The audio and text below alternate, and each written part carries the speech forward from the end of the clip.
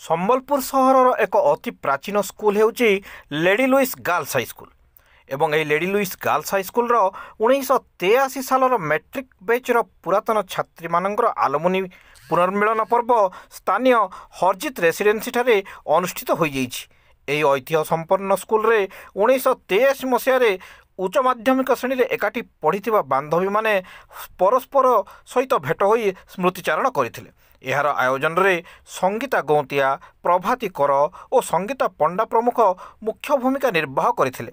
ଖାଦ୍ୟପେୟ, ଗୀତ ନୃତ୍ୟ ସହ କେକ୍ କଟା, ରଙ୍ଗ ଖେଳା ଏବଂ ଅନ୍ୟାନ୍ୟ ଆମୋଦ ପ୍ରମୋଦର କାର୍ଯ୍ୟକ୍ରମ ଅନୁଷ୍ଠିତ ହୋଇଥିଲା।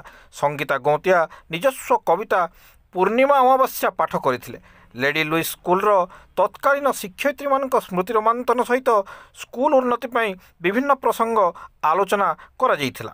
ସେଦିନ ତମାମ ଏହି ଆଲୁମିନି ମିଟ୍ରେ ସମସ୍ତେ ସମ୍ବଲପୁରୀ ଶାଢ଼ୀ ପରିଧାନ କରିଥିଲେ। ଏଥିରେ ସମ୍ବଲପୁର ବ୍ୟତୀତ ରାଉରକେଲା, ଝାରସୁଗୁଡ଼ା, ବଲାଙ୍ଗୀର, ବେଲପାହାଡ଼, ବରପାଲି ତଥା ସୁଦୂର ଦକ୍ଷିଣ ଭାରତର ପୁଟ୍ଟପର୍ତ୍ତିରୁ ମଧ୍ୟ 83 ମେଟ୍ରିକ୍ ବ୍ୟାଚ୍ର ସେ ସମୟର ସହପାଠିନୀମାନେ ଯୋଗ ଦେଇଥିଲେ।